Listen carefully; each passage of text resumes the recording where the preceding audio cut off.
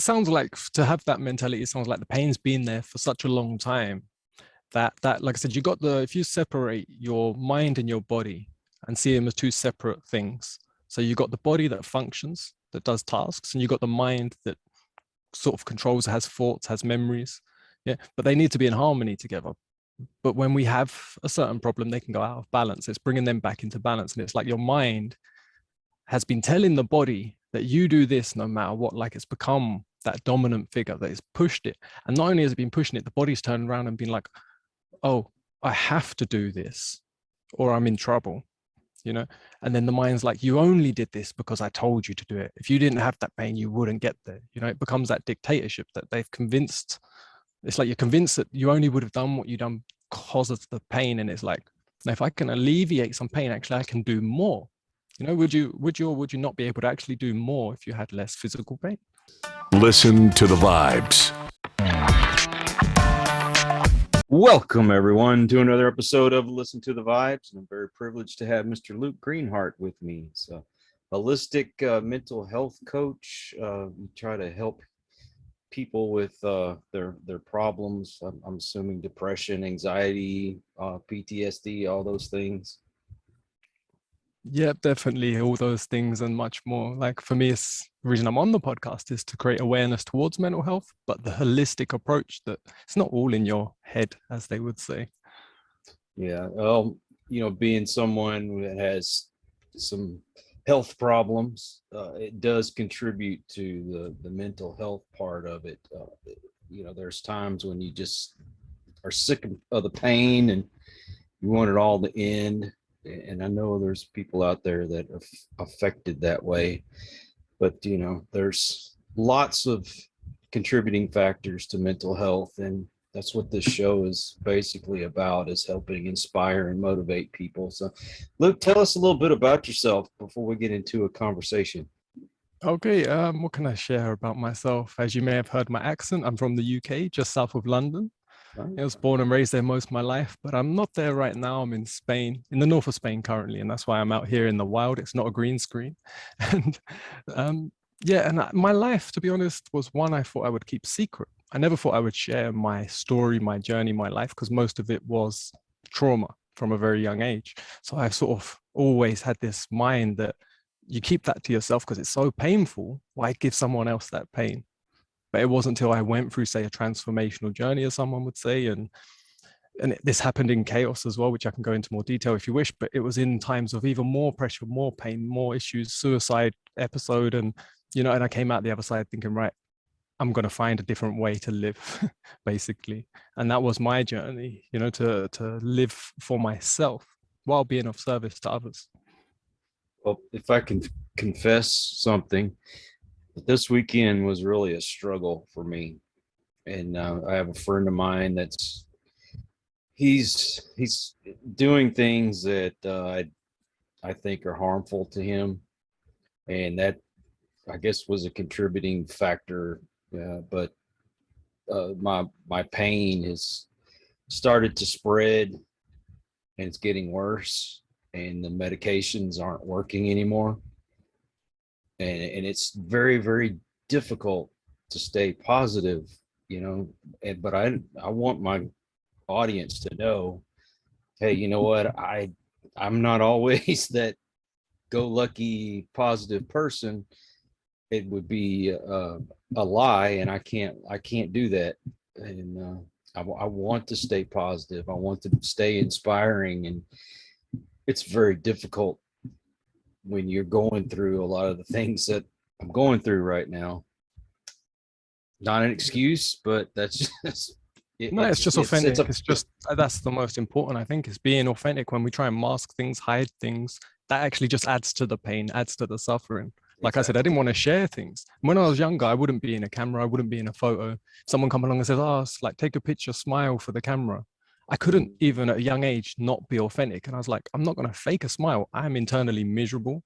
I'm suffering, so why would I don't want to look back at myself and see myself as a non-authentic human smiling in a horrible situation internally, so like even from then, it was like, I'll take the picture. And if I did end up in a picture, you can tell, I can look back now at the few little pictures there is, like, oh man, that's a miserable kid. You I know, hear you. Well, and phys- I'm sorry. Go ahead. Go ahead. and I was just gonna say, like you were saying, when it comes to the physical pains, if you got a nail in your foot and you're walking around with this big nail straight through your foot, it doesn't take long before your mind will be affected because it is going to irritate, it is going to frustrate. You start to get towards anger, shorter. You won't be able to bite your tongue so much. You know, things will just start to happen that are trying to change the environment to get rid of some form of pain. But for a lot of people, they don't even realize because the nail's been there for so long and they've sort of just got on with it, that there is that issue, and it becomes all the other issues that piled on top. You know, like the footwear that you had to wear around the nail, and you start to blame that footwear. It's cheap. That's wrong. You know, and there's an underlying root. Well, the conflict being that, you're wanting to set an example, but it seems like as soon as you declare something, the universe is going to test you on it. I had a lady on my show the other day, and I was telling you about her before we started, but her story was literally draining my positivity. I don't know how to describe it. It was very mentally draining to me, because I felt so much pain for her. I mean that she's a strong person, but I couldn't help but feel sorry for her because everything she was going through, and it literally drained me. And from that point on, I was like, I'm not going to complain anymore. Look for what she's been through. And the universe says, okay, well, let me see how far you're going to take that. And it just seemed like everything was bombarding me the whole weekend. But I'm here. You turned up, so that's good. And like you said, and you're still able to smile, which is important. I think humor and being able to actually laugh during trauma, not laugh at trauma, but be able to bring yourself to that state, is important to bring us into a little bit of balance, because we're not in control of the external. And I think a lot of people have realized over the last couple of years how little control we have over our external world. But then we start to see our inner world a little more and what we can manage, can't manage. And for me, it's all about like your show's called Vibes, right? Good. We always talk about these good vibes. And to me, a vibration has ups and downs, but radiation is a constant. So what we radiate, our attitude, is what we can maintain and actually have stability in that, regardless of the external environment. So an example I like to use is a phone call, because most people have made a phone call at some point. And you can go through your phone list and there'll be certain friends that you'll look at and you have just this mental picture image feeling of what kind of attitude they will have when you ring. And there'll be some you'll ring in an instant when at any point, and you know what you're going to expect. And there'll be some like, do you know what, today I'm not speaking to that person. That's the last thing I want to feel is their attitude. So we have to reflect and go, I wonder what attitude my friend thinks when they see my name on the phone. And do all my friends have the same feeling? Do they all see you with the same attitude? Like, how consistent is that? I think that is something, like you said, if you've had a really bad weekend, if you've been shooken up, it's like, has this affected my attitude? I'm allowed to feel pain. I'm allowed to be slower. I'm allowed to take time off. I'm allowed to rest and rejuvenate, look after myself, care for myself. But I can still be pleasant.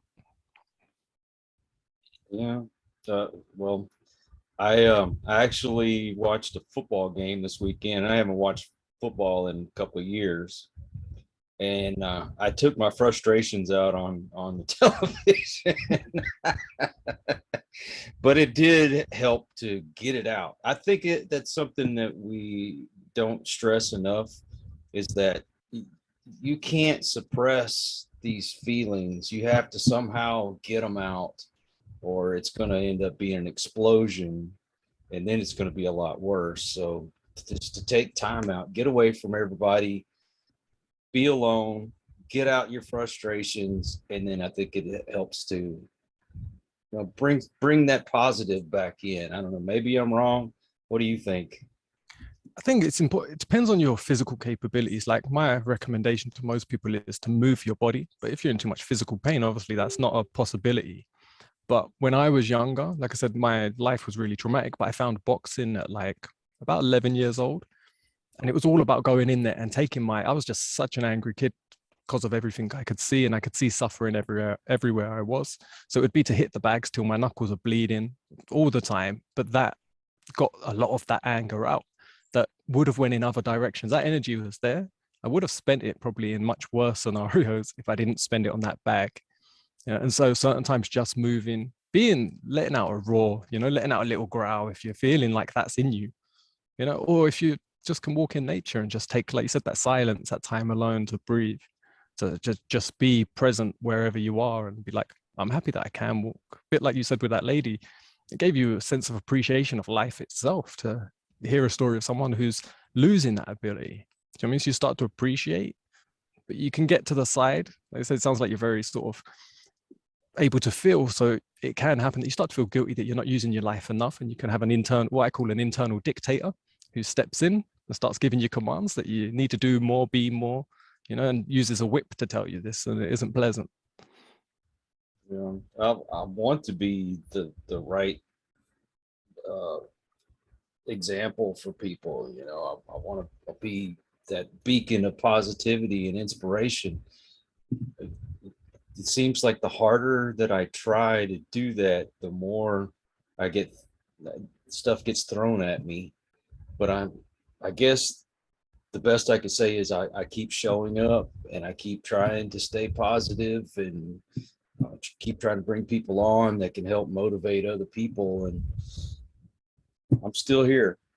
Yeah, and that's great. Like, yeah, that's great to create a place for people to actually all collaborate, because before we would sit around like a fire, or we would meet and we would have conversations, to have that. So now there's isolation for many reasons, but people are just isolated. Even before everything happened in the last 2 years, I noticed that a lot of people are isolated from their family, whether it's from work, their technology, their addictions, whatever it is. There's not that in-depth conversations happening. I've noticed, and you must have noticed through podcasting, that some of the conversations you have with guests are deeper, more profound, more sort of about life than maybe a friend you've had for 20 years, where it's just been consistent small talk and you don't really get into the depths of anything.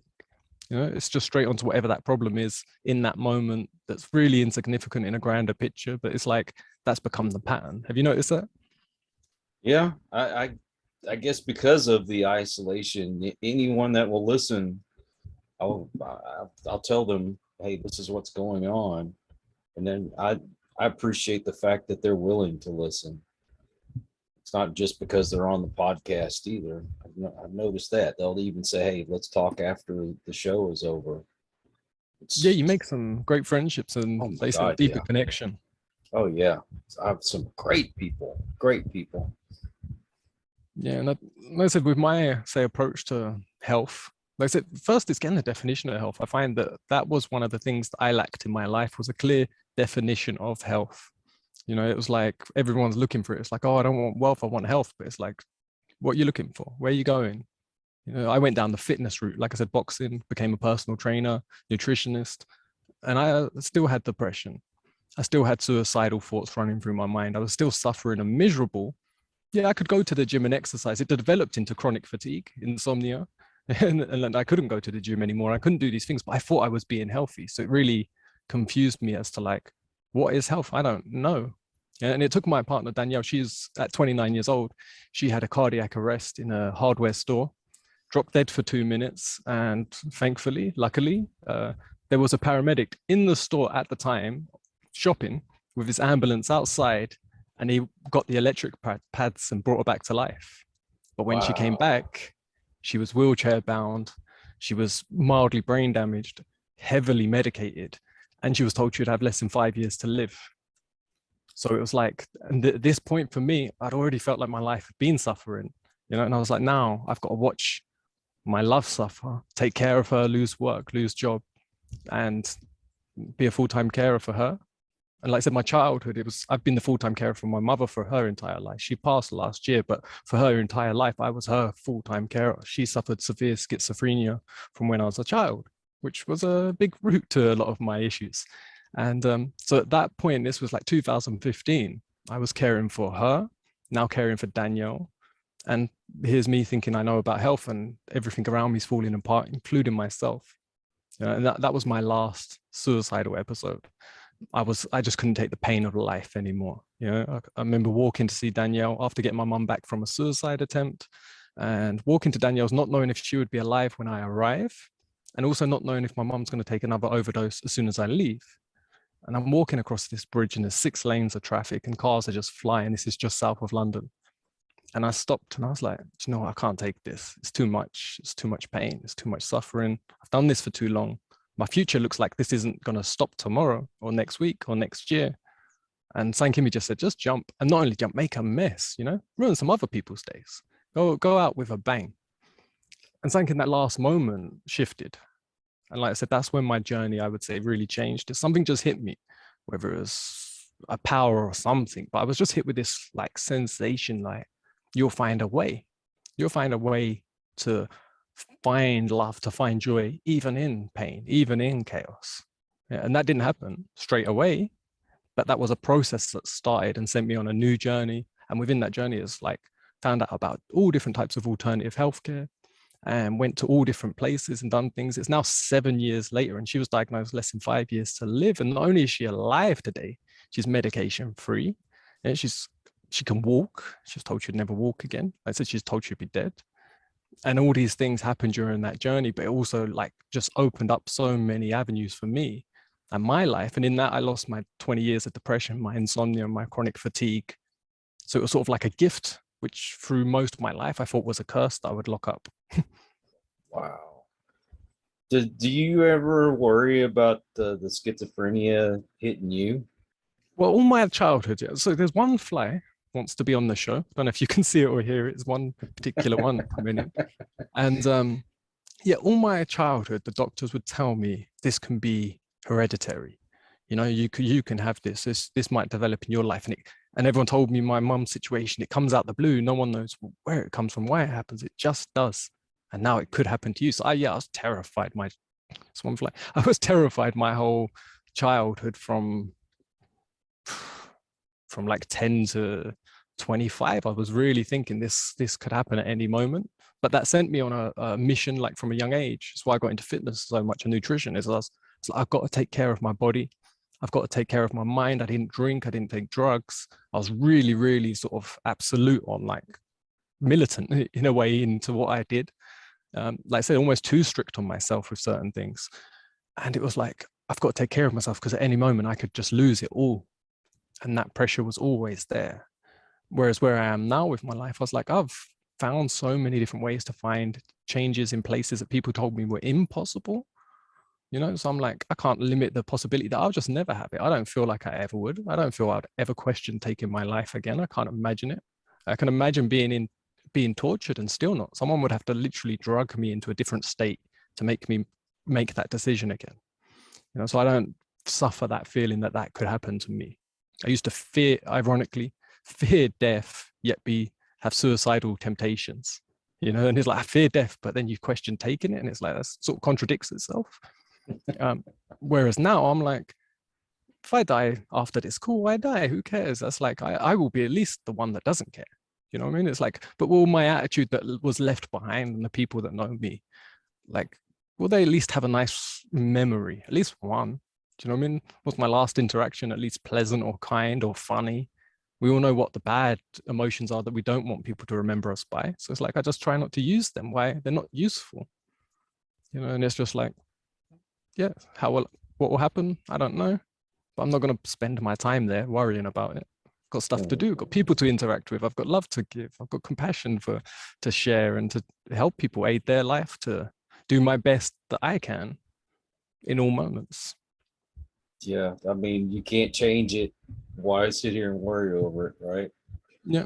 So what is it that you do that you help people? Because I have so many different life coaches and people like that come on, and each one is different in some way. And I'm trying to find out what makes you different from them. Maybe the first thing is I really don't like the word coach. It's a bit like when you're doing an episode title or a tag online, you have to have these words and labels. And I really don't like any labels or being put in a box. So it's like the word coach to me was always sort of made me uncomfortable because it's like, what is that? And like you said, there's millions of them. There's so many of them. I get messages all the time, like, I'll be your coach of coaches, or I'll be your coach for your podcast. And it's like, it's overwhelming. It can be frustrating. then I have to reset my own attitude and be like, send a nice message back or just don't interact. But don't go into that place of, don't go into that vibe, as you would say, of anger or frustration. Don't let them do that to you. And but yeah, so what makes me different is really I work one-to-one with people over the last few years, and this includes spinal manipulation, myofascial release, working on their physical body to take as much pressure out of the body as possible so that their central nervous system is open and flowing and it can do its job. And then on top of that, you have the mind, and it's working on their thoughts, their reoccurring thoughts, because it's like files running on a computer, and certain ones we go to all the time, where it's like having loads of tabs open on the internet. And it's like some of them you might need to close, you don't even use them anymore, but they're taking up space. And it's rewiring, especially for traumas, you know, and people that are triggered, say, from their trauma that's still there. It's like they've had a memory, an experience, they've put it in a folder within a folder within a folder with do not open, do not open.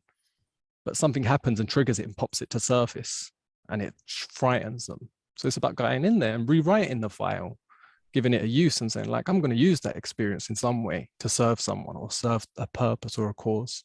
Maybe with some people finding a purpose, like they feel purposeless, which is a horrible place to be if you don't feel you have a purpose. So it's finding a purpose for your life, finding a direction, getting your body into more comfort so it's in less physical pain, and getting your mind smoother so it's not full of the anxiety and frustrations and angers and bad feelings. And all I want for my clients is that they have more joy in life, more consistently and sustainably, as well as more function in their body that's growing. And like I said, if I just wanted to give you cocaine and ecstasy, I could get you both of them things really quick, but it won't last. It's not sustainable. It's got no longevity. So that's why that's not my recommendation. I heard that. Well, the devastation that it causes, not only you personally, but the people around you, it serves no purpose other than to destroy lives. I'm one of these live and let live. What you want to do, that's your business. But things like drugs, I stopped doing them because it was destroying me from the inside, but also my loved ones. I could have lost my kids because of my alcohol and drug use. So yeah, no purpose in that whatsoever. Apologies, my dog has seen something, maybe a little bark in the background.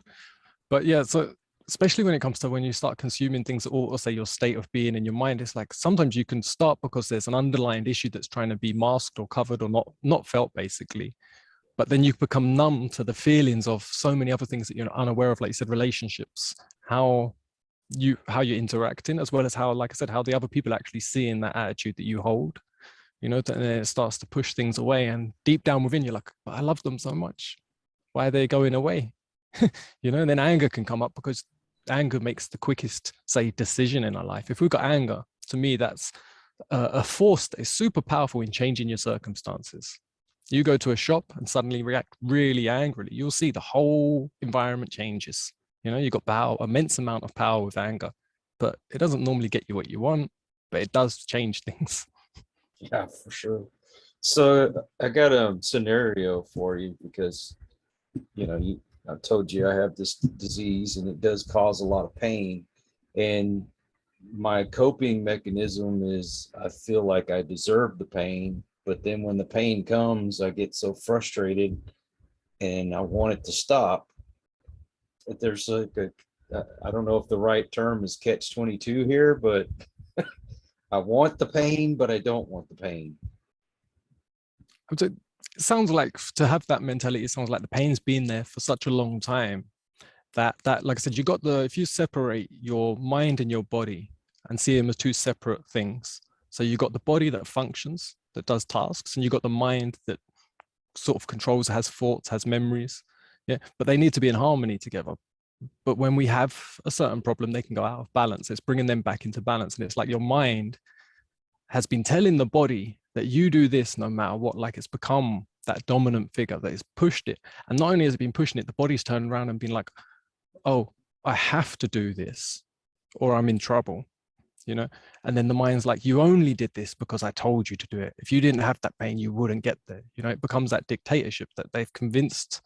It's like you're convinced that you only would have done what you done because of the pain. And it's like, if I can alleviate some pain, actually, I can do more. You know, would you not be able to actually do more if you had less physical pain? Oh, I'd definitely be able to do more. Yeah, so your pain isn't dictating you to act. Your pain isn't actually giving you more abilities. It's slowing your abilities down. But the mind's coming in and trying to justify that the actions are happening because of the pain.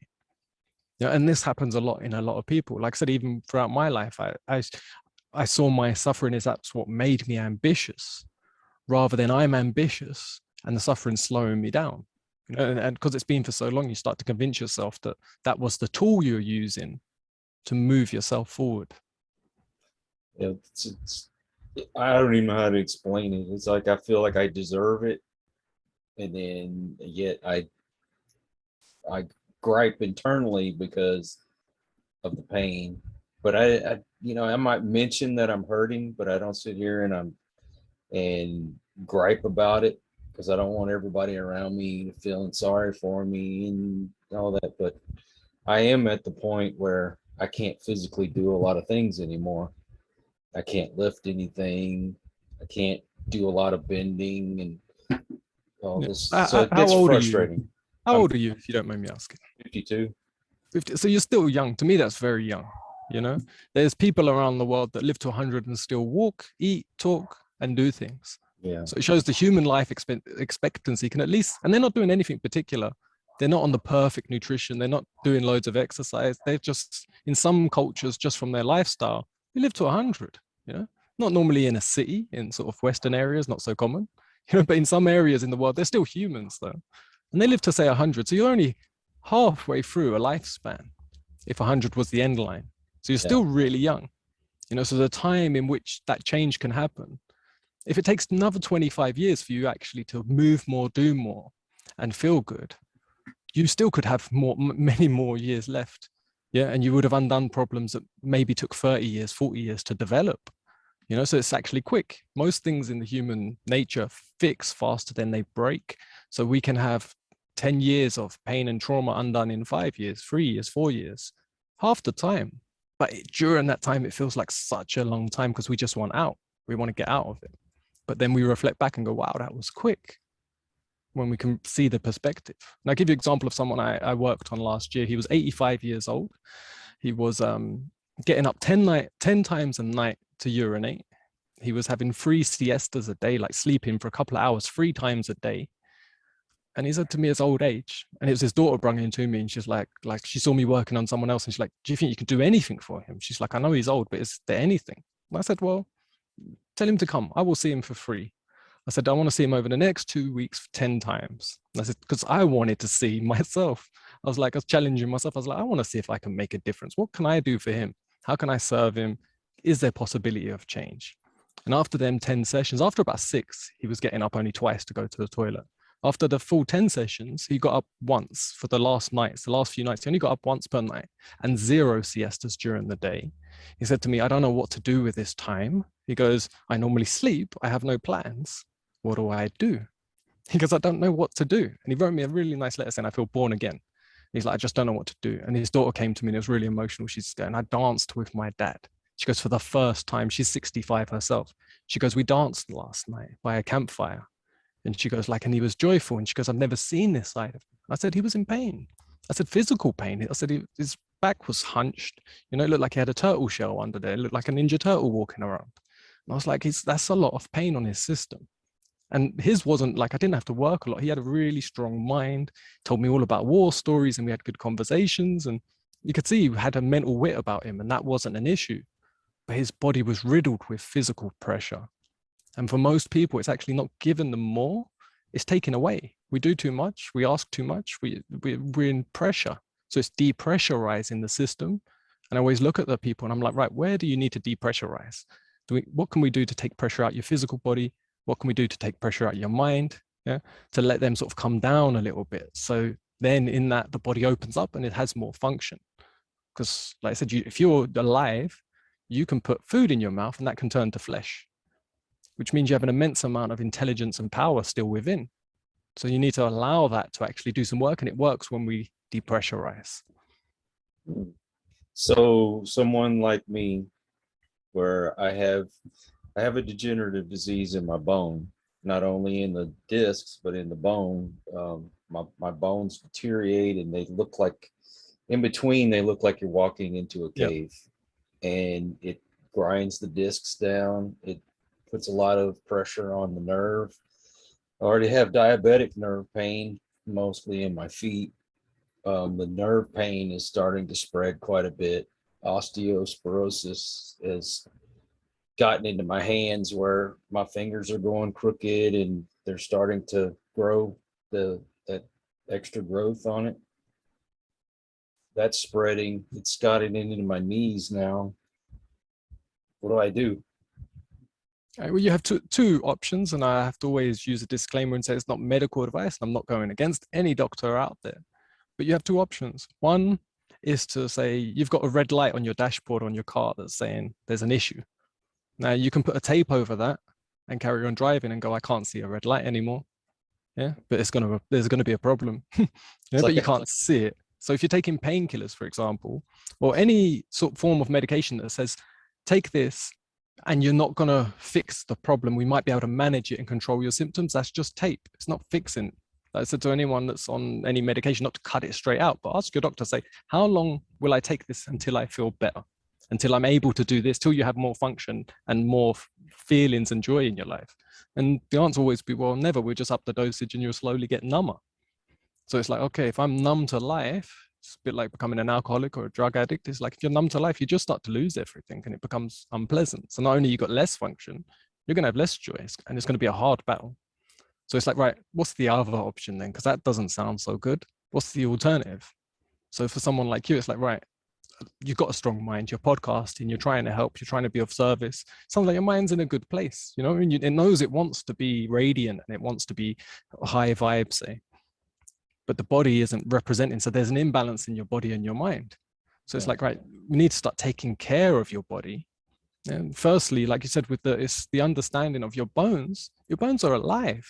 They're not dead tissue because they're dense. We look at bones as dead. Yet if you went to any doctor and asked them, is there any dead cells within your body? They would say, no, everything is made of cells and every cell is regenerating and every cell is alive.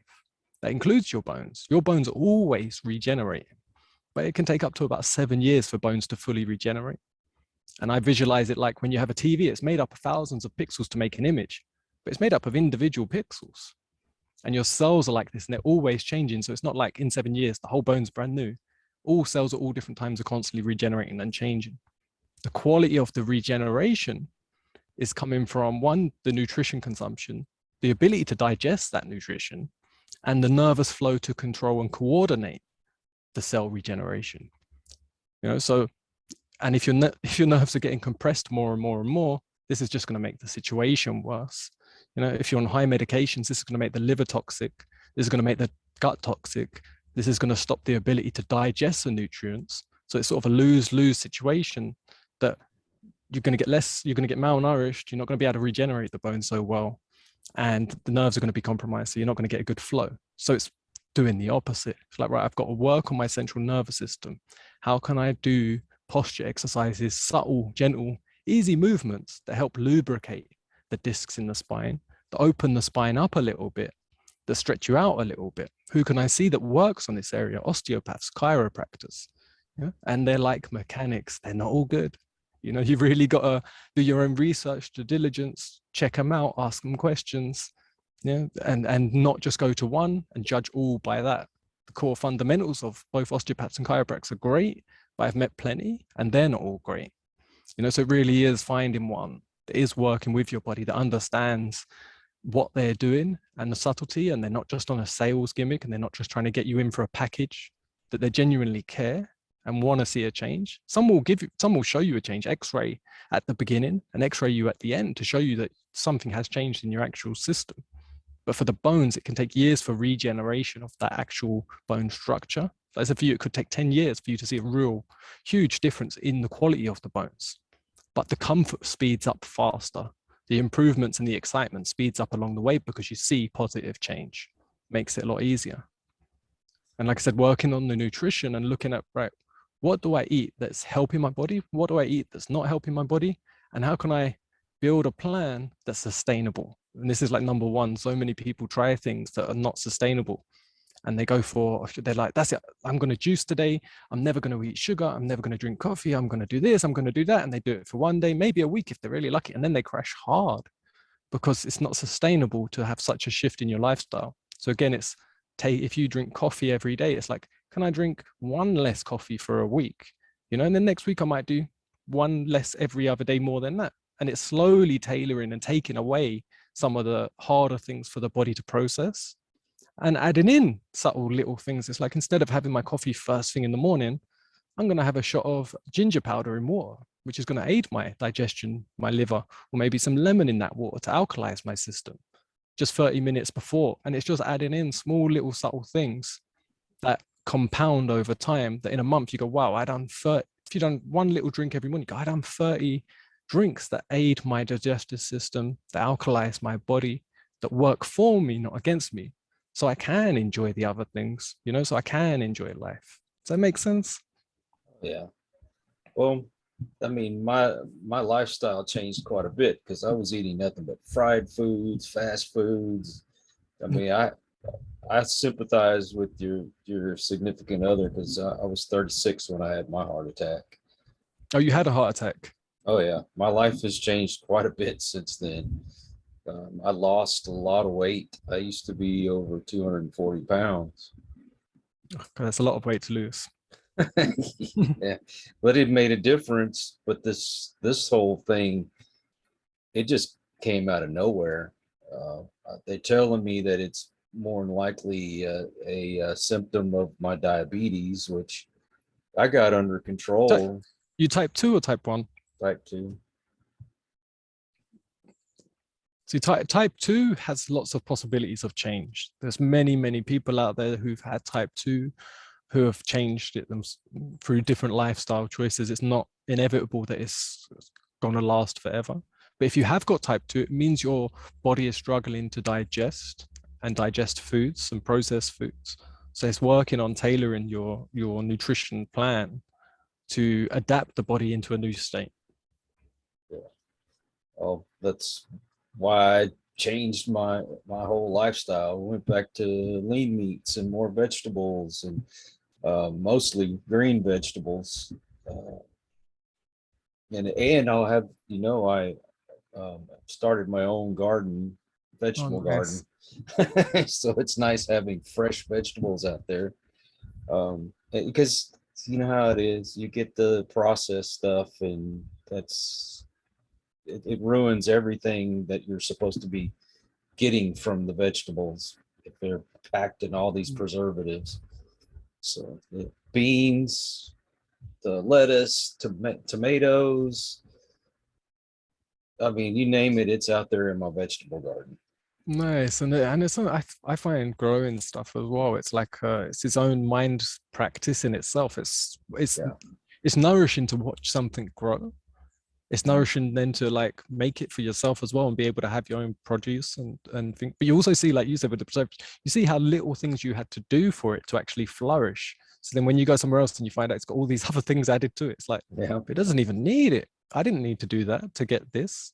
And some of the produce you probably get, you're like, this looks and tastes so much better than what I would have bought from the shop for more money and more time. It's just the convenience of not having to grow it. But there's a pleasure within that to do it anyway. So it's sort of a win-win, really.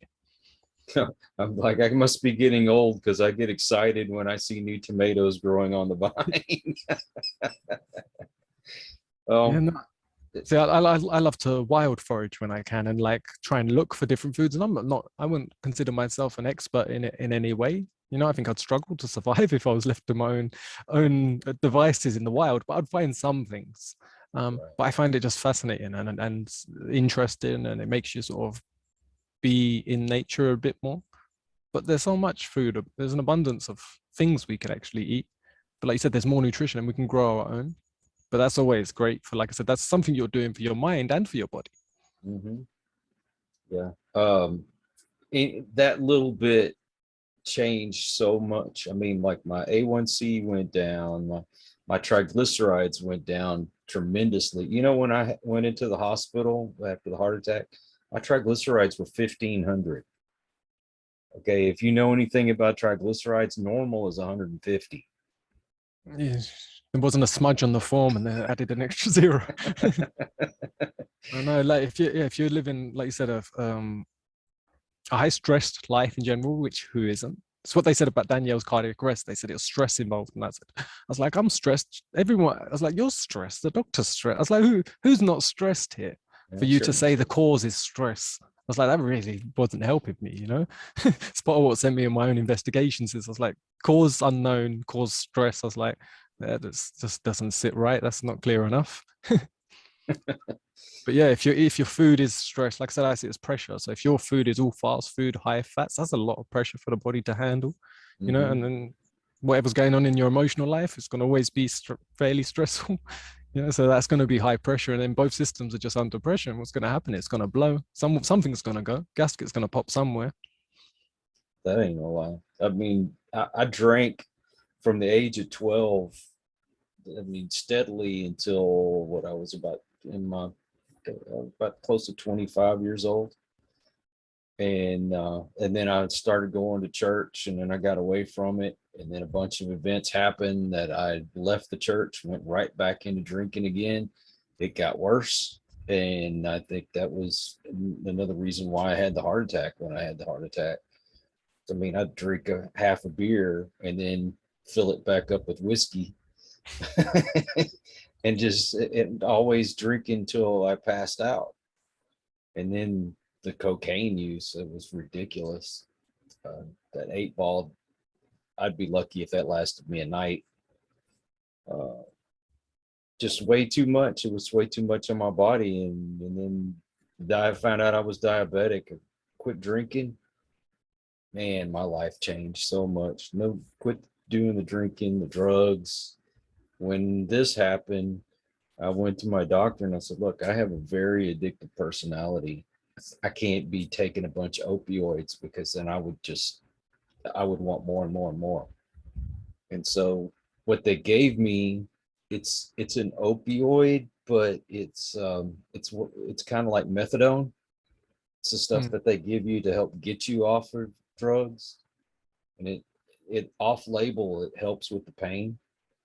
So I don't get crazy with that stuff. But it's how I help manage the pain. It's a disease that I'm going to have the rest of my life. I've already had 3 surgeries, getting ready to have another one before long. They're going to put me in the hospital to do some more tests, but Have you had actual surgery on your spine already? yep. Have they put in any metal? What they did was they put a cage around the one area and put a bone graft in. So instead of 2 or 3 vertebrae, it's all one solid bone. Yeah.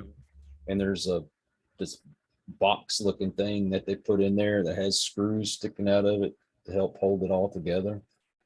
But that's it's going to happen again and again and again until I guess I will be the $6 million. There's plenty of people out there trying to go that route without a problem. Right. I mean, I live with it. It's not something that I'm so worried about anymore. It's just something that's going to happen. Yeah, and I think as we get older, like I've always looked at, and from where I come from in England, you're sort of given this mentality: you retire at 65, and then you're put out to retire. Like you're also being told you're so no, you're good, you're done with. Whereas to me, even from a young age, it didn't make sense. And when you look through culture, there's always the wise old man. There's always the wise wizard, and it's like these people. Looks like it's meant to be that you get wiser as you get older, even if the body falls apart. Even if the body doesn't work, the wisdom can still grow. So maybe that's your path. And like you said, if you're here to inspire and to create that for people, you're already on that journey. So where you could be in 10, 20 years, even if you're in a wheelchair and you can't move and you can't feel, but you still got your wisdom. So I think keeping that nourishment in your mind and even creating content and sharing and connecting with people aids to that journey. Yeah. What's really frustrating is in the movies, they almost always have the older person look like an idiot. You notice that?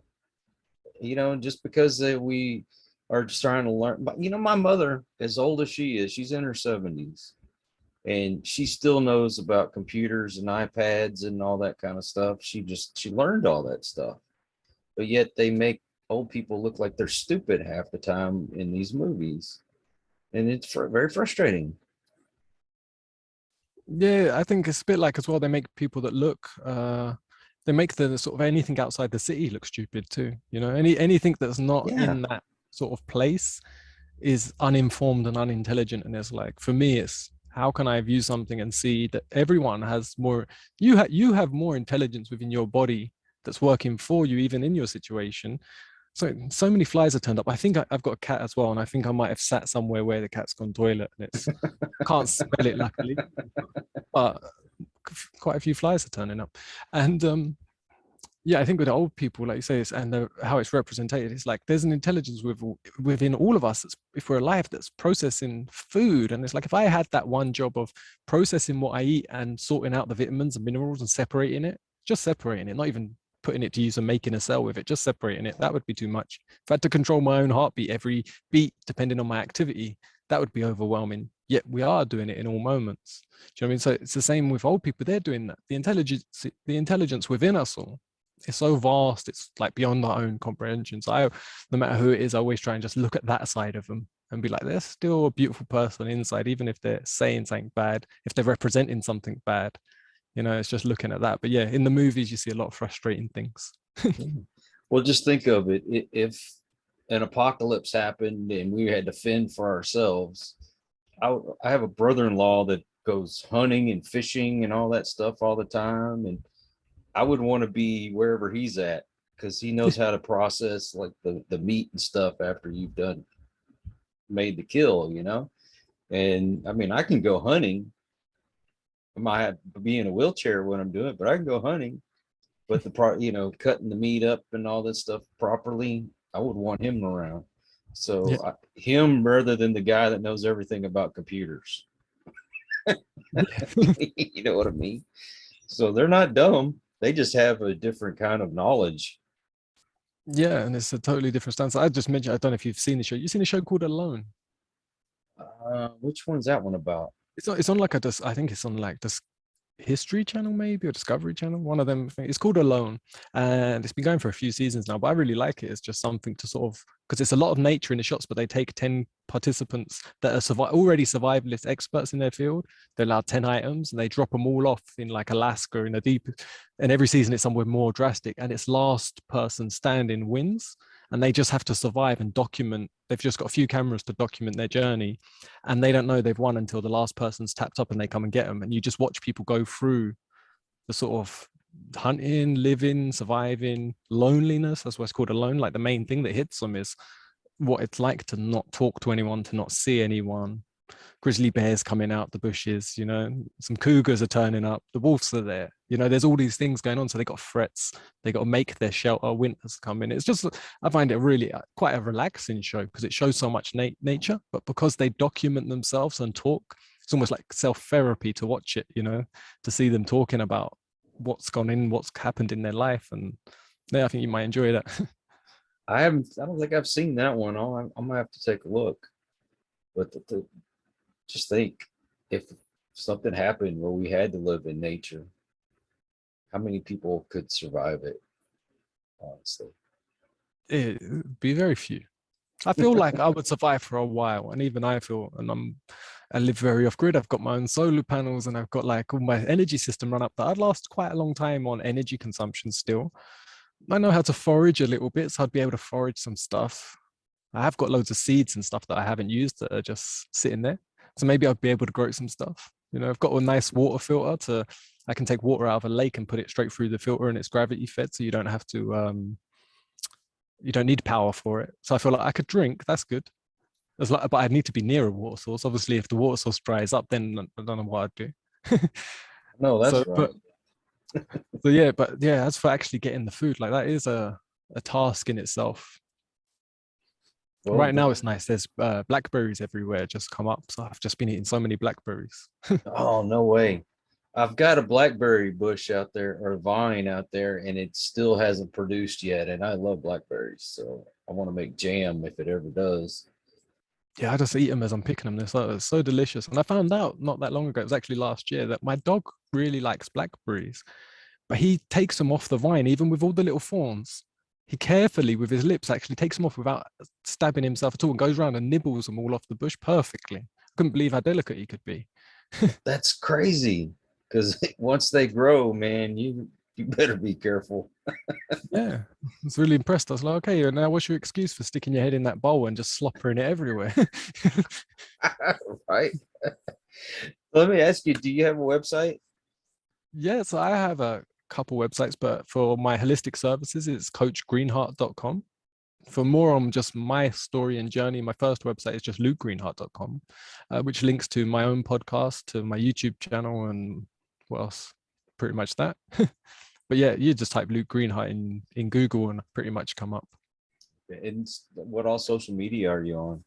Do you know, I'm trying at the beginning, a bit like yourself, I wanted to inspire, I wanted to motivate, I wanted just to serve and be there for people, especially during the beginning of this whole sort of situation that happened in the last couple of years. So I was like, right, I'm going to be on everything. I opened up an account on every social media I could find after years of staying off them all. And I diluted myself and overwhelmed myself pretty quick. So now I am just learning Facebook. I'm on there, but I wouldn't say it's my number one place to be.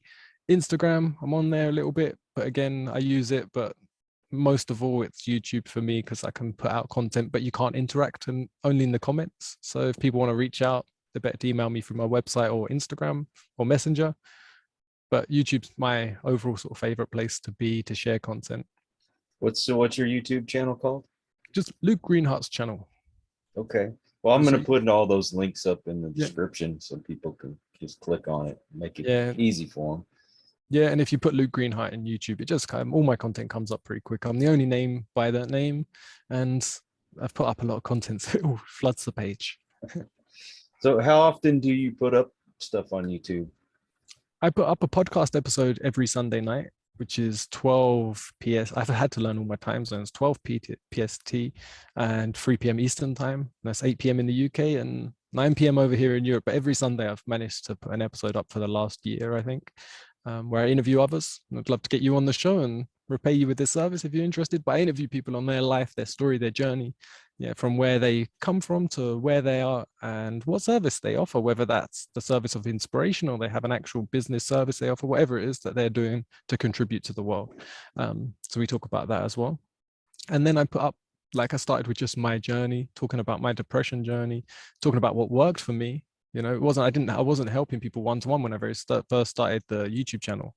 It was like, this is what's worked for me. These are the people that have given me things that have helped me or helped Danielle or helped someone. So I was just sharing as much as I could while still learning and training with people at the same time. So it's like, as I developed more and more of my content was just sharing what I had learned and what had worked for me, maybe will work for them. So there's all sorts of stuff like that. There's just, I don't know, 150 videos on there, I think. Oh, wow. How long have you had it up? I started the YouTube channel in 2000, like when YouTube pretty much came out, but never used it for anything really. You know, I put up some silly videos which I've got rid of now because they were just silly. But I've been using it now for about 2.5 years as an actual real platform, you know, to try and share some actual content. Yeah, and it's probably about the time I started. So we've been kind of on that journey together, huh? Yeah, YouTube, I just find it's nice to be able to see something, to have both the visual and the sound. You know, it's for me, I find it like I go there all the time when you've got a question for something, whether that's even a DIY problem. You know, everything's on YouTube. That's for sure. I mean, you could learn anything on there. That's how I learned how to do editing, was from YouTube Yes, videos. it's how I ended up. Yes, how I learned how to make the YouTube videos to put on YouTube or to put a podcast or to do any, like, it's so easy to watch someone doing something rather than reading it for me. All these tools are wonderful if they're used the right way. Just Yeah. like anything. I mean, you can use a hammer to build a home, or you can use a hammer to end somebody's life. It's how you use it. Yeah, it's the one holding the tool that matters, not the tool itself. Exactly, exactly. Well, like I said, I'm going to put all your links in the description so people can go straight to it. And yeah, I would love to come on your show sometime. We'll get together and figure out when. Yeah, well, after the show, I'll send you a link to a book. Okay. Where's the best place to get in contact with you? I know we connected through Facebook, through Messenger. Is that the best place? Actually, my email would probably be quicker. It's the vibes broadcast at gmail.com. All right, I'll drop you a message there. Yeah, cool. I'd love that. I'd love that. And well, thank you for your time. I really appreciate it. Thank you for having me. I appreciate being able to just connect with people. I said, even if it's just connecting with you in this moment, to me, that's precious. Whether anyone listens or not, that's a bonus. Exactly. Well, and I think it's important for us to be real. You know, too many people will try to come on and pretend to be somebody they're not. Like, oh, I'm always happy. I'm always, I'm always positive. Not everybody is going to be that way 100% of the time. It's just, I don't think it's possible, but you can do your best to stay positive. And that's why I like doing these shows. This is therapy for me. It helps me get back on track. I hope it's helping all of you out there. If you are new to the channel, this is the first time you've happened by, I appreciate that. So if you would, please come back, hit that subscribe button. If you are a regular to the channel, thank you for that. That's because of you, I get to do this. And until the next one, everyone, please take care. Be kind to one another. God bless and peace. We hope you enjoyed this episode of Listen to the Vibes. You can catch us on Buzzsprout or wherever you listen to your favorite podcasts, and on YouTube. Follow us on Facebook at The Vibes Broadcast Network